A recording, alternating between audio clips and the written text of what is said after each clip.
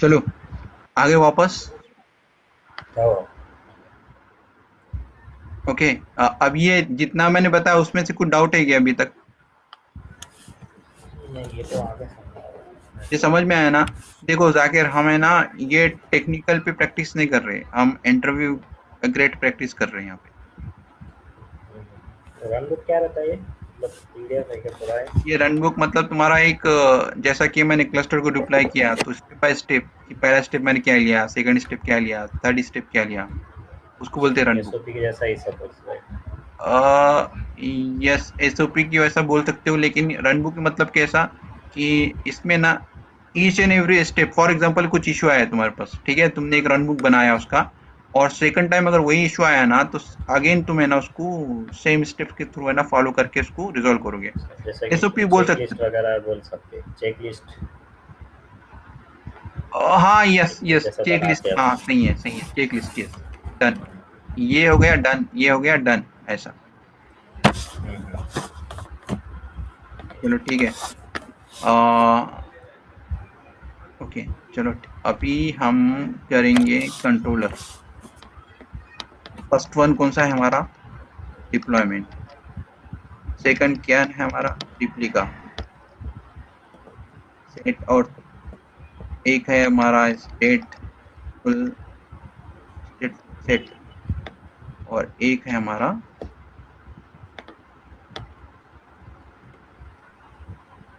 Payment set. अच्छा, मेरा एक और डाउट है इसमें। हम्म।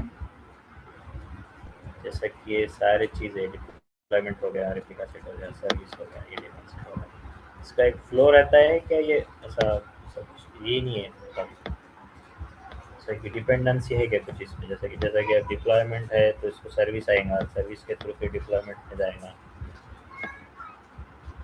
ऐसा कुछ फ्लो है चलो क्या सबका ठीक है, रुको मतलब? एक मिनट एक मिनट, वो तो तुम खुद ब खुद आंसर कर दोगे तुम। ओके। अब डिप्लॉयमेंट क्या होता है कि ये कंट्रोलर है, ठीक है, पहले तो ये कंट्रोलर है। इसका काम क्या है कि जो भी तुम्हारा डिजायर स्टेट है, डिजायर स्टेट, स्टेट और करंट स्टेट, इसको थोड़ा क्या करें।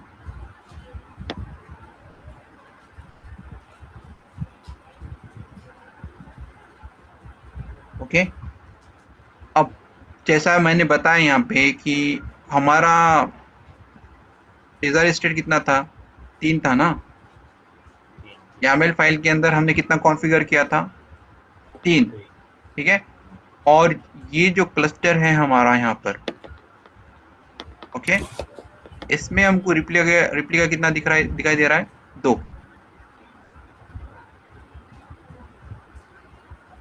ओके।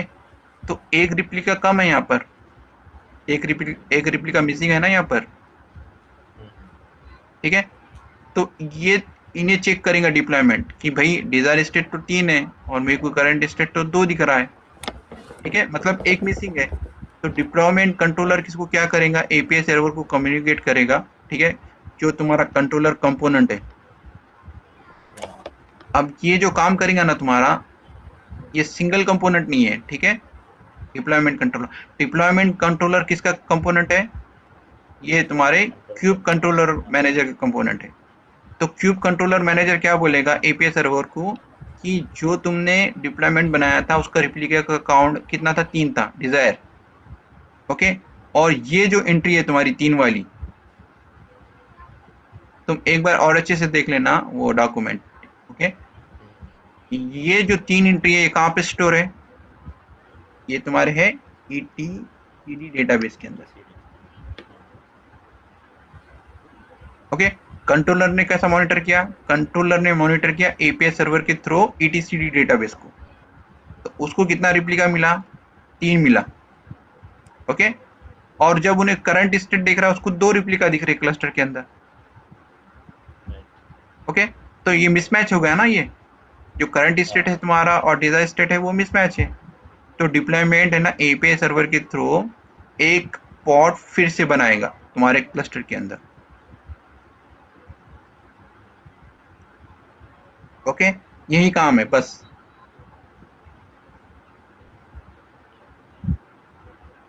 समझा क्या जाकिर? पॉइंट समझा है अभी ये? हाँ, समझ में आ गया ना? अभी कोई इशू नहीं है ना? बट ये ओके, कंट्रोल मैनेजर है तो ये एपीआई के थ्रू कम्युनिकेट कर रहा है, राइट?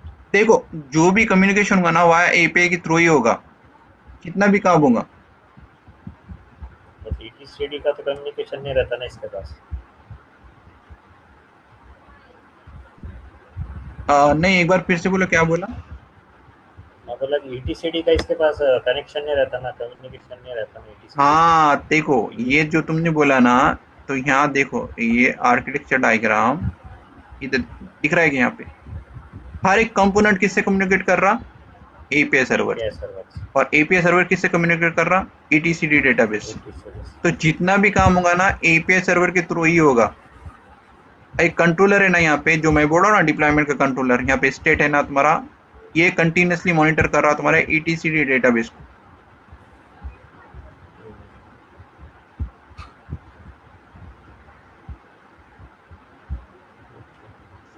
जाकिर समझ रहा है ना?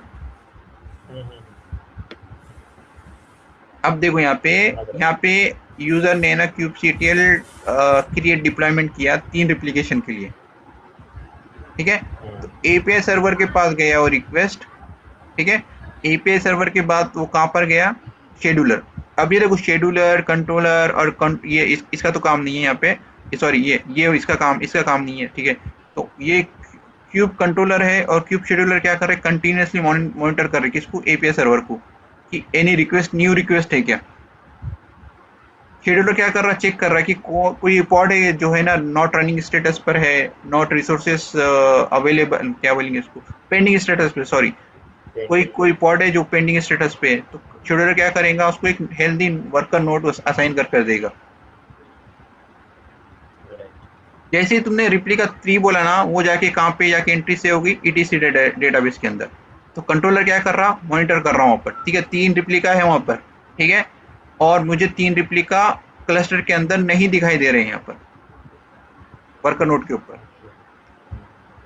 तो ये कहाँ पे जा रहा? वापस से एपीआई सर्वर के पास जा रहा, कि मेरे को ना 3 पॉड है जो रनिंग स्टेटस पर नहीं दिखाई दे रहे हैं।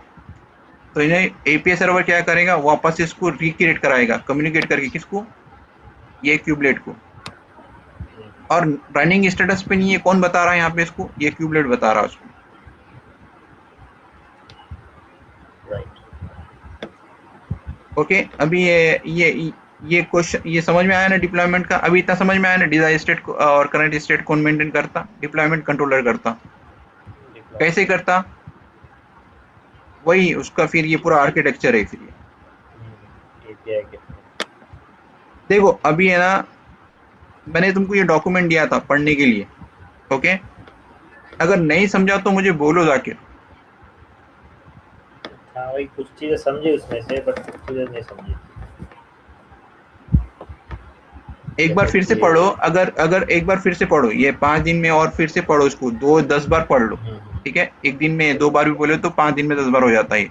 ये तुमने इतना हार्ड नहीं है, ये देखो इजी लैंग्वेज है ये, और हाँ, समझ में समझा आना बट चाहिए। अगर स्टिल अगर तुमको कंफ्यूजन आ रहा, समझ में नहीं आ रहा ना, तो फिर अपन है वापस से आर्किटेक्चर वापस से करेंगे इसको, चलिए। ठीक है? देखो, ये है ना बहुत बेसिक, ये बहुत इंपॉर्टेंट है, बेसिक है लेकिन बहुत इंपॉर्टेंट है। अगर ये क्लियर नहीं हुआ ना तो तुमको कुछ भी समझ में नहीं आने वाला। ओके, अब ये देखो, इसके बेनिफिट देखो यहाँ पे। पहला बेनिफिट क्या मिला तुमको? ऑटो हीलिंग, बस। ठीक है? मतलब अगर पॉड अगर डाउन गया तो वापस से रिक्रिएट हो रहा है वो, ह्यूमन इंटरवेंशन की कोई जरूरत नहीं है यहाँ पर, वापस से क्रिएट करेगा। उसके बाद क्या करेंगे तुम? रोलिंग अपग्रेड देता है ये, और क्या देता है? रोलिंग बैक,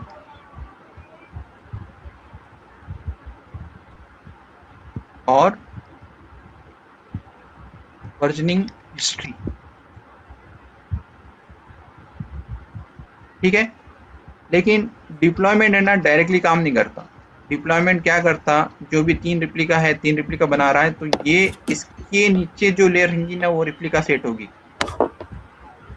ठीक है, तो यहाँ पे कैसा होगा, ये डिप्लॉयमेंट पहला आ जाएगा और बाद में रिप्लिका सेट। और रिप्लिका सेट क्या करेगा, it is responsible for creating multiple replica.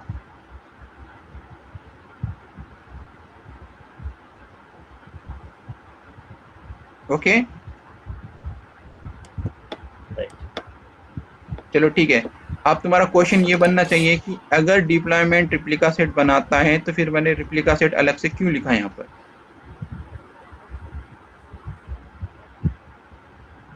Okay, तो अभी देखो वापस, अभी यहाँ पर तुमने देखा यहाँ पे कहाँ पर है, क्या क्या है, काइंड क्या है यहाँ पे, डिप्लॉयमेंट। डिप्लॉयमेंट।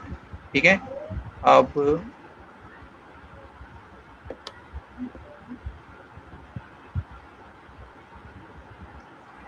रिप्लिका सेट,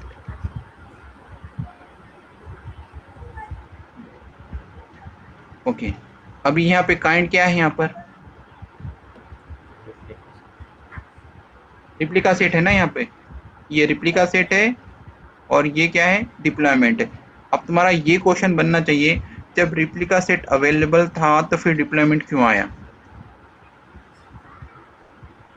अब रिप्लिका सेट का कुछ काम नहीं है, रिप्लिका सेट का भी यही काम है, जो डिजायर स्टेट है, करंट स्टेट है, वही प्रोवाइड करता है यहाँ पर।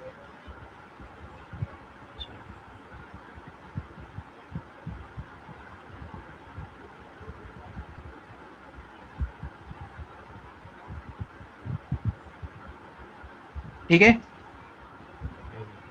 यही काम करता है, इसके अलावा कुछ नहीं करेगा ये। अब तुम्हारा क्वेश्चन ये बनना चाहिए कि भाई जब रिप्लिका सेट था या फिर डिप्लॉयमेंट था, फिर रिप्लिका सेट क्यों है। अगर रिप्लिका सेट था तो फिर डिप्लॉयमेंट क्यों है। अपडेट हो गया क्या? हाँ, हेलो। अपडेट हो गया क्या रिप्लिका से डिप्लॉयमेंट पे? हाँ, अपडेट तो हुआ है, लेकिन ऐसा कुछ ड्रॉबैक हो गया ना, तभी तो अपग्रेड कराऊंगा ना उसने। देखो, यहाँ पे इसका सिंपल कंसेप्ट क्या है कि इसके अंदर तुमको है ना ऑटो हीलिंग तो मिल जाएगा, लेकिन नो रोलिंग अपग्रेड। यहाँ अपग्रेड, रोलिंग अपग्रेड का कंसेप्ट नहीं है, नो रोलिंग बैक। ठीक है, नो वर्जनिंग हिस्ट्री।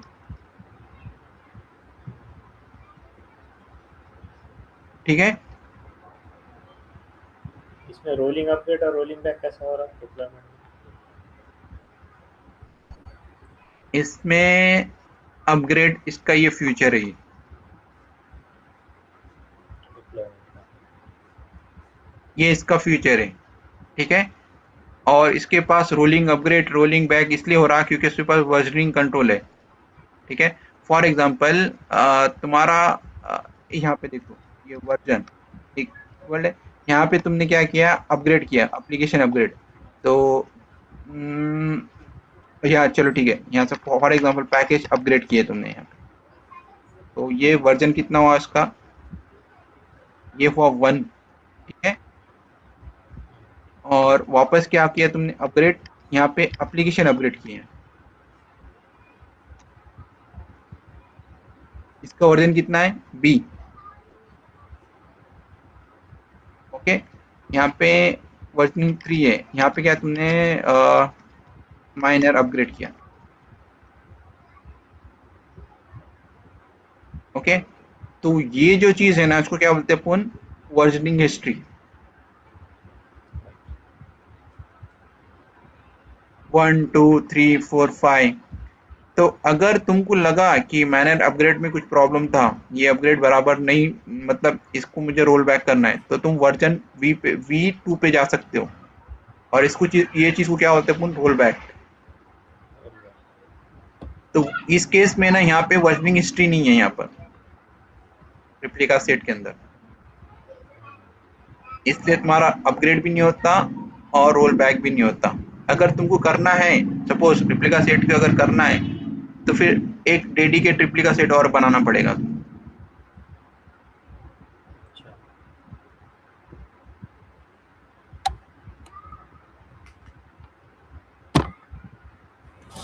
समझा जाकिर? हाँ, दोनों में डिफरेंस समझ में आया? एक है रिप्लिका कंट्रोलर बोल के, लेकिन वो डिप्रिकेटेड हो गया। वो ओल्ड वर्जन में यूज होता था, कुबरनेटिस के लेटेस्ट वर्जन में यूज नहीं होता। राइट। चलो ठीक है। अभी आता मैं स्टेटफुल सेट पे। अब स्टेटफुल सेट के अंदर भी यही फीचर है, यही फीचर है ये वाले।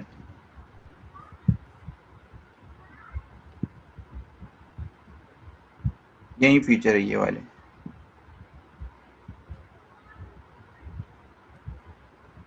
ठीक है।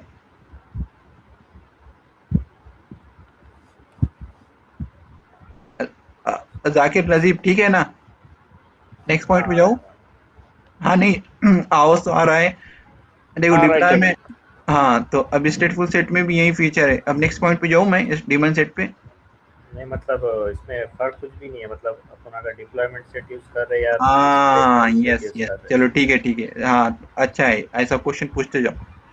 अगर इसमें और इसमें डिफरेंस नहीं है तो फिर स्टेटफुल सेट क्यों आया? ये क्वेश्चन होना चाहिए था। ठीक है, गुड। अब एक चीज है यहाँ, ये डिप्लॉयमेंट सेट है। अब ये बताओ मेरे को कि इसके लिए स्टोरेज की जरूरत है क्या? फॉर एग्जांपल लॉक्स है, एप्लीकेशन के लॉक्स है, या इवेंट है, जैसा यूजर ने क्लिक किया, यूजर ने ऑर्डर किया। ठीक है, एप्लीकेशन के इवेंट्स या ऑर्डर इवेंट्स। ठीक है, या फिर एक होगा सिस्टम के लॉक्स, एक एप्लीकेशन के लॉक, एक सिस्टम के लॉक्स। तो तुमको क्या लगता है, ये इम्पोर्टेंट है क्या कंपनी के लिए? हाँ, बहुत इम्पोर्टेंट। हम्म। हाँ, इम्पोर्टेंट है ना। हाँ चलो ठीक है, इम्पोर्टेंट है, लेकिन कितना इम्पोर्टेंट है ये? लॉक्स ज़्यादा इम्पोर्टेंट, लॉक्स एप्लीकेशन देखो के इवेंट्स एक क्या बात है। बता, ये देखो सिस्टम के जो लॉक्स है, ये सिस्टम के लॉक्स मतलब तुम्हारे पॉड के लॉक हो गए, पॉड के अंदर हुआ ना तुम्हारा, ये सब ये पॉड के अंदर है सब। ठीक है। और पॉड है ना बाय नेचर एफेमेरल है। जैसे ही वो रिस्टार्ट हो जाएगा ना, तो जितने भी लॉक्स वगैरह जितने भी है ना उस पॉड के अंदर, वो सब चला जाएगा।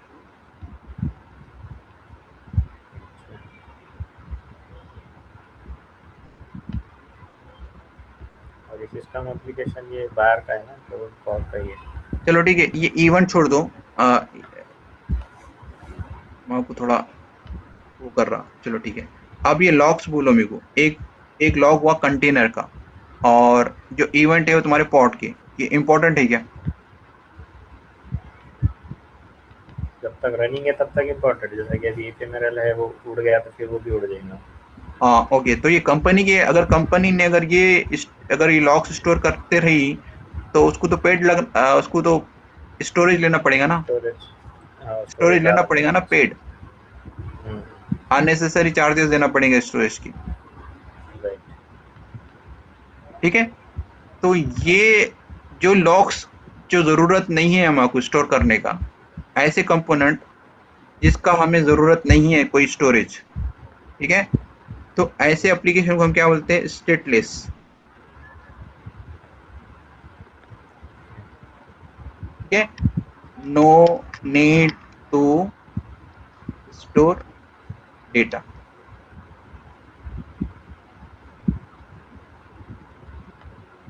ठीक है।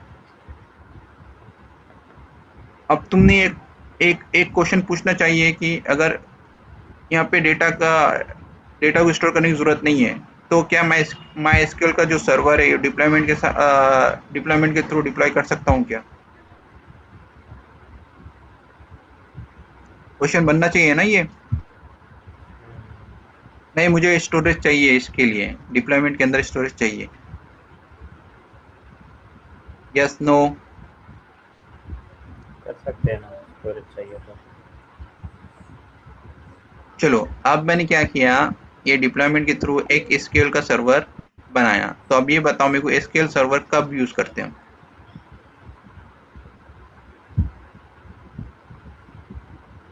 एसक्यूएल का जो एसक्यूएल का जो पॉड है, एसक्यूएल एप्लीकेशन मैंने डिप्लॉय किया वाया डिप्लॉयमेंट,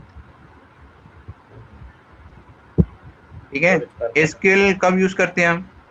जब डेटा हमको परसिस्टेंट चाहिए, जैसा कि तुमने एक ऑर्डर किया, मैं एक एक वो रखता हूँ, क्या बोलेंगे, एक टेबल बनाता हूँ, ठीक है। अ,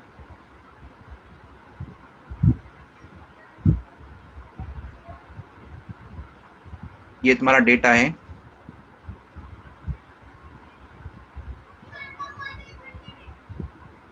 जो स्कीमा है तुम्हारा order ID, transaction transaction ID and then bill. अब ये बोलो, ये कंपनी के लिए इंपॉर्टेंट है या नहीं है डेटा? हाँ इम्पोर्टेंट। ये इंपॉर्टेंट है, ओके। लेकिन अगर मैंने ये चीज, ये जो एसक्यूएल का सर्वर अगर डिप्लॉयमेंट, ये इसके साथ अगर डिप्लॉय किया, मैंने डिप्लॉयमेंट के थ्रू डिप्लॉय किया, तो मैं क्या बोल रहा हूँ कि ये जो डिप्लॉयमेंट बनाया हुआ है स्टेटलेस के लिए बनाया हुआ है, और ये जो बात कर रहे हैं ये स्टेटफुल सेट है, ये डेटा स्टेटफुल सेट। परसिस्टेंट है ना मेरा ये, ओके। बिकॉज अगर तुमने एसक्यूएल में अगर तुमने ये डिप्लॉय किया, इसके ये एसक्यूएल सर्वर डिप्लॉय किया डिप्लॉयमेंट के अंदर, तो तुमको है ना प्रॉब्लम क्या आएगा मालूम क्या? डेटा का कंसिस्टेंसी का प्रॉब्लम आएगा, अवेलेबिलिटी का प्रॉब्लम आएगा। क्यों? तुमने यहाँ पे फॉर एग्जांपल तुम्हारे पास तीन रिप्लिका है,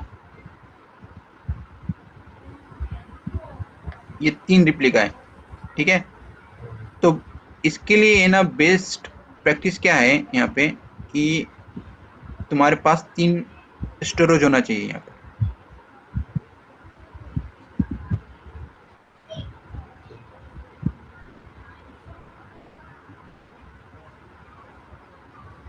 तीनों को तीन सेपरेट। हाँ, ये तीनों को तीन सेपरेट स्टोरेज होना चाहिए। यहाँ मैं ऐसा ये कर देता हूँ, ठीक है। लेकिन डिप्लॉयमेंट में ऐसा नहीं होता है यहाँ पे। अगर तुमने तीन लिखा है तो यहाँ पे ना ये तीन नहीं बनाएगा। मैं क्या करता, इसको ये डिलीट करता, ये तीन नहीं बनाता, इसको एक ही बनाता स्टोरेज। क्यों? अब ये ड्रॉबैक है इसके अंदर, ठीक है। अगर वो तीन बनाएगा तो यहाँ तीनों का कैसा कंसेप्ट होगा, ये तुम्हारा मास्टर होगा और ये तुम्हारे वर्कर हो गए। ऐसा नेचर होना चाहिए ना, क्योंकि अगर ये तुम्हारा रीड और राइट करेगा, ओके, और जैसे ही अगर इसमें कुछ प्रॉब्लम आया तो ये जो वर्कर नोट है ना ये मास्टर बनेगा, और ये रीड राइट करेगा, और ये तुम्हारा जो मास्टर है ये वर्कर बनेगा अगर इसमें इशू आया तो। ये that is a production grade design है यहाँ पर डेटाबेस का, समझे क्या? तो हेलो।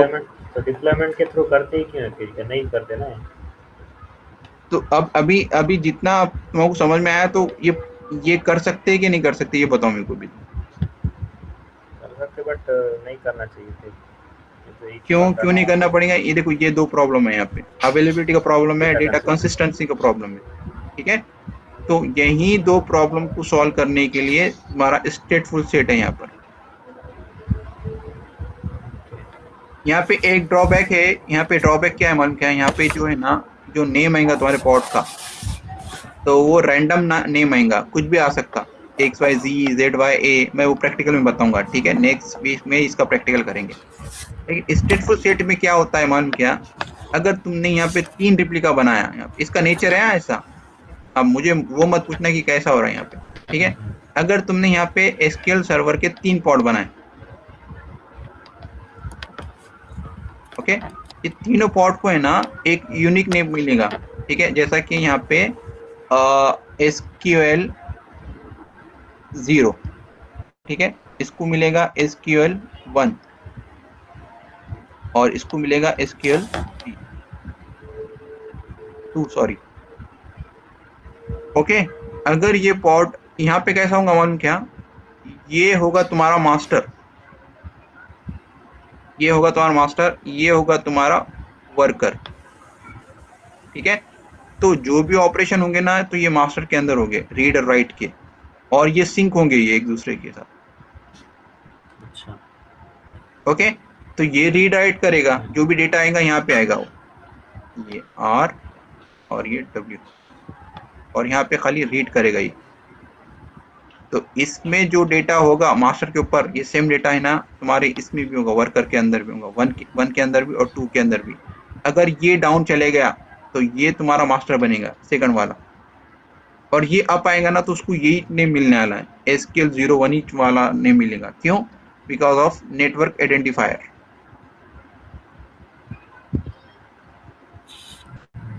ठीक है, अब 3 पॉड है तो यहाँ पे तुम्हारे 3 स्टोरेज बनेंगे। इसका बाय नेचर मैकेनिज्म है स्टेटफुल सेट का। ये तीन ये तीन तुम्हारे स्टोरेज बनेंगे, और यहाँ क्या बन रहा था, एक ही स्टोरेज बन रहा था। तो ना डेटा डेटा कंसिस्टेंसी मिल रही थी, ना डेटा अवेलेबिलिटी मिल रही थी।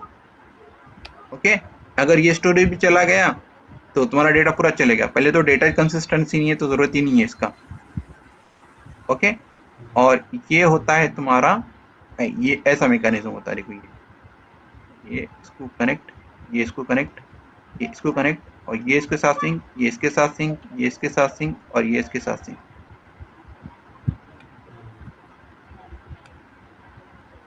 कंसेप्ट क्लियर है अभी? हाँ। ओके, और ये चीज को हम क्या बोलते हैं अपन, स्टेटफुल सेट एप्लीकेशन।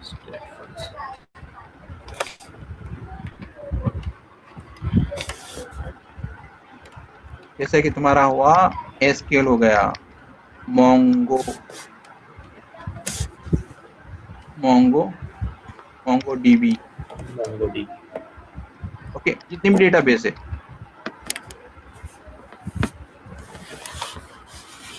ठीक है, समझ गए ये? हाँ। ओके, अब इसके अलावा एक कंट्रोलर और है, इसको क्या बोलते हैं अपन, डीमन सेट। अब डीमन सेट का क्या काम है, अब जब स्टेटफुल सेट है, रिप्लिका सेट है, डिप्लॉयमेंट है, तो अब फॉर एग्जांपल अगर तुम्हारे पास हम्म, चलो ठीक है, अगर तुम्हारे पास 10 नोड है,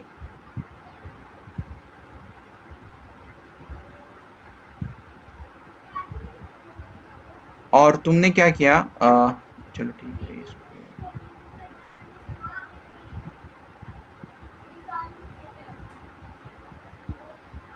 ओके, अब ये 10 नोड है, और 10 नोड के ऊपर भी ना एक कॉपी ऑफ पॉड की ना रन करना है मुझे 10 नोड के ऊपर।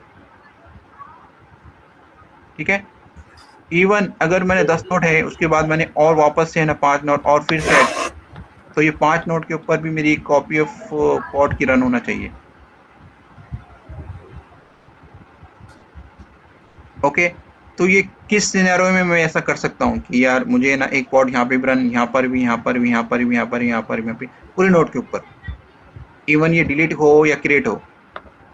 अगर डिलीट हो तो पॉड चला जाना चाहिए। अगर एक नोड अगर फिर से अगर ऐड हुआ क्लस्टर के अंदर, उसके अंदर एक कॉपी ऑफ पॉड के ना रन होना चाहिए। ये पूरे रिप्लिका रहने वाले हैं क्या 10 10 के 10 नहीं, जितने भी तुम अगर फॉर एग्जांपल 10 नोड है, ठीक है, तो अभी अभी तुम्हारे पास 10 नोड है, और 10 नोड के ऊपर मैं एक कॉपी ऑफ पॉड की रन कर रहा हूँ। लेकिन अगर मैंने 5 नोड फिर से ऐड किया वापस से, तो 5 नोड के ऊपर भी एक कॉपी ना पॉड की रन होना चाहिए। जितने बढ़ते रहेंगे कॉपी भी बढ़ते रहेंगे। यस, जितने भी तुम नोड बनाते रहोगे ना, उस नोड के ऊपर है ना एक कॉपी ऑफ पॉड की रन होना चाहिए। ओके, ये सिनेरियो मैं कब यूज करूंगा, जब मुझे मॉनिटरिंग करना है। समझे क्या? अब अगर फॉर एग्जांपल अगर मैंने स्टेटफुल सेट लिया, डिप्लॉयमेंट लिया, और यहाँ पे 10 डाला, तो ये क्या करेगा, 10 पॉड है ना किसी भी एक वर्कर नोड के ऊपर भी रन कर सकता, और 10 नोड के ऊपर भी रन कर सकता। लेकिन वापस से मैंने 5 नोड फिर से क्रिएट किया, तो ये सिर्फ 10 ही रहेंगे ना। यहाँ पे मुझे अपग्रेड करना पड़ेगा डिप्लॉयमेंट को। करेक्ट, समझ में आया क्या पॉइंट? हाँ। ओके, तो ये मॉनिटरिंग के केस में डिप्लॉयमेंट तो मेरे काम में नहीं आएगा। मैं स्टेटफुल सेट भी नहीं ले सकता क्योंकि मेरे को ये डेटा, मेरे पास सिस्टम नहीं है ये डेटा।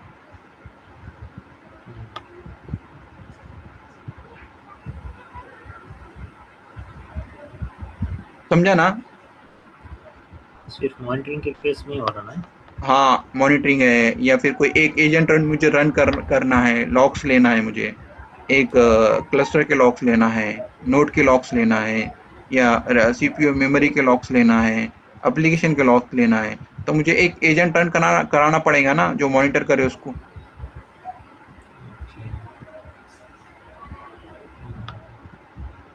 अरे समझा कि नहीं समझा? समझा समझा। है ना? तो उस केस में मैं क्या लूंगा, डिमन सेट।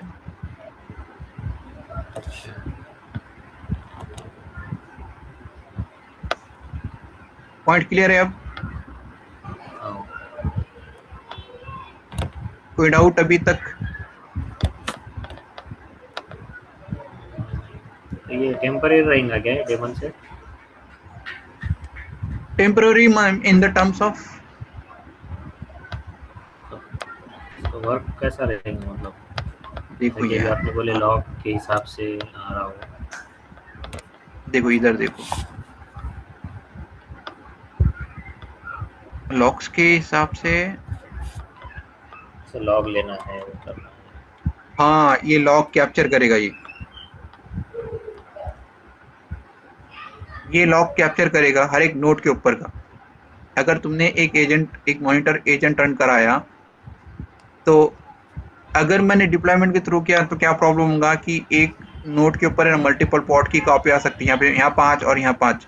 तो व्हाट अबाउट रिमेनिंग, जो भी जितने भी रिमेनिंग नोड है उसके बारे में क्या, उसका कैसा होगा? फिर उसको भी तो मुझे मॉनिटर करना है ना। स्टेटफुल सेट लिया तो वही प्रॉब्लम है। लेकिन डिमांड सेट लिया ना, डिमांड सेट क्या करेगा, एक कॉपी हर एक नोड के ऊपर रन करेगा ये। ओके। इट डजंट मैटर कि कितने नोड है तुम्हारे पास, हर हर नोड के ऊपर एक कॉपी कंपल्सरी रहेगा। अच्छा अच्छा। जो क्या करेगा, तुम्हारे मॉनिटर, जो भी एप्लीकेशन का मॉनिटर हो या फिर रिसोर्स लेवल पे मॉनिटर हो, तो पूरे कैप्चर करके तुम्हारे एपीआई सर्वर को सेंड करेगा।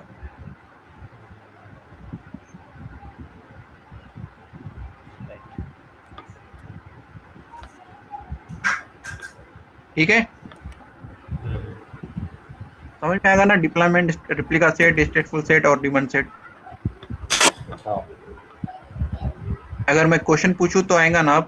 अब आज नहीं, नेक्स्ट टाइम। हाँ।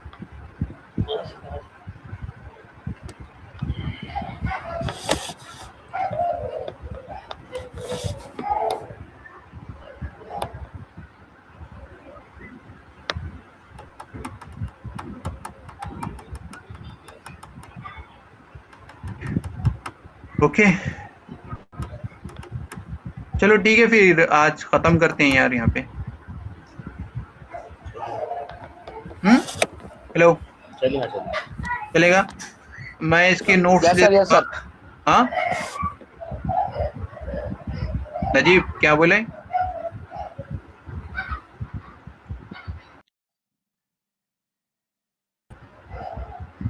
चलो ठीक है, मैं इसके नोट्स दे दूंगा तुमको, एकदम सिंपल लैंग्वेज में, और तुमको इसको रीड आउट करना है।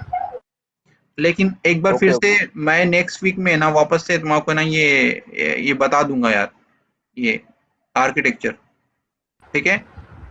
अगर तुमको समझ में आएगा तो कोई प्रॉब्लम नहीं है, हम नेक्स्ट टॉपिक कवर करेंगे। अगर नहीं समझ में आया तो मेरे को ग्रुप पे बताओ, वापस से हम इसको कवर कर देंगे कि इसका मैकेनिज्म है क्या एक्चुअली। लेकिन तुमको थोड़ा समझ में आया होगा कि काम कैसा कैसा है, कंपोनेंट कैसे काम करती है। हाँ। ओके? राइट। चलो ठीक है फिर। मैं अगर मैं कुछ असाइनमेंट दे रहा ना, प्लीज ये काम, ये देखो, ये अगर मैं इसका फीडबैक नहीं दे रहा हूँ ना, इसका मतलब ये नहीं है कि ये इम्पोर्टेंट नहीं है। ये बहुत इम्पोर्टेंट है। हाँ, ये चीजें बहुत इम्पोर्टेंट है ये। ओके। और एपीआई सर्वर। हाँ देखो, ये जब अपन मॉक करेंगे ना, तो मे बी शायद मैं वहाँ पे उस टाइम पे ये पूछूंगा मैं, ये क्वेश्चंस। तो वही तो देख रहे थे। लेकिन तुमको प्रैक्टिस करना पड़ेगा उसके लिए।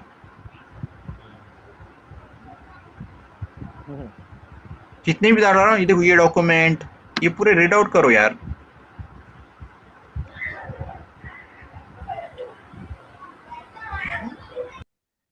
ठीक है, तो या ये वाला देखो, ये कुबरनेटिस के है ना, ये वो है, ये क्या बोलेंगे, प्लेटफॉर्म है ये सब प्लेटफॉर्म है ये। अगर किसी ने बोला कि मिनी क्यूब हम प्रोडक्शन में यूज कर सकते हो क्या, तो क्या आंसर होगा तुम्हारा? नहीं कर सकते। क्यों?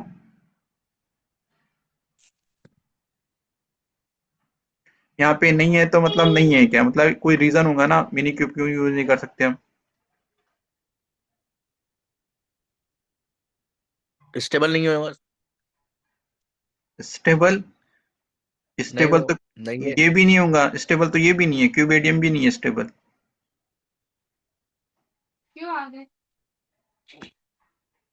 स्टेबल तो कोई भी नहीं है एनवायरनमेंट यहाँ पे, स्टेबल तो हमको बनाना पड़ता है उसको। ओके।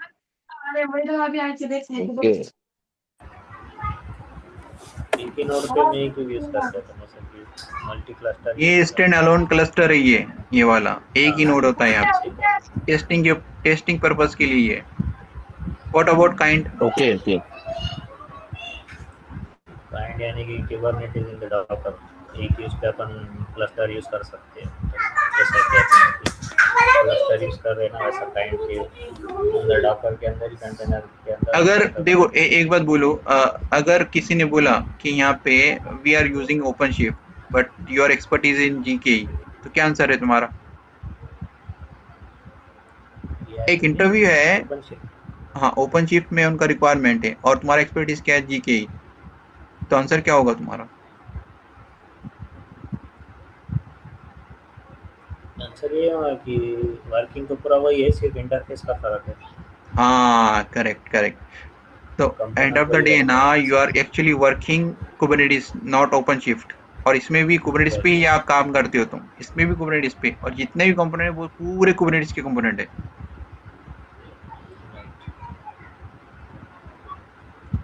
समझा? तो मैं ये डॉक्यूमेंट जो डालता हूँ ना, तो देखते जाओ यार प्लीज। इससे तुम्हारी ना थोड़ी मैच्योरिटी बढ़ेगी। भाई अगर तुम कुछ से क्वेश्चन करने लगोगे ना, तो मैच्योरिटी बहुत अच्छी बढ़ेगी यहाँ पे, कि भैया मिनी क्यूब क्यों नहीं है, काइंड क्यों नहीं है production grade, company open shift को क्यों प्रेफर कर रही, जीके को क्यों नहीं प्रेफर कर रही। समझे? अब ओपन शिफ्ट, भाई एक बात बताओ, कोई कंपनी अगर ओपन शिफ्ट यूज कर रही तो कुछ ना कुछ रीजन होगा ना, तभी तो यूज कर रही ना वो। और उसका आंसर इधर देखो, ये दिख रहा है ये?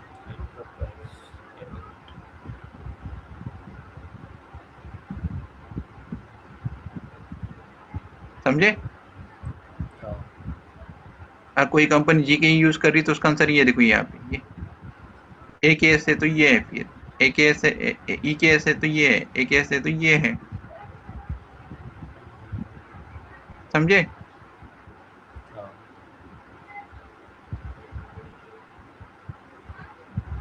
ओके, चलो ठीक है यार, नमाज का भी टाइम हो रहा। आज के लिए इतना काफी है, मैं दूंगा ना असाइनमेंट, तो प्लीज रीड आउट करो उसको 1 से 2 बार। अगर नहीं समझ में आया तो ग्रुप में ही सेम पूछते जाओ क्वेश्चन।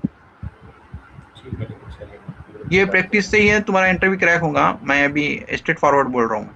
जितना एक्टिव रहोगे उसके बेस पे ही तुम्हारा इंटरव्यू क्रैक होगा।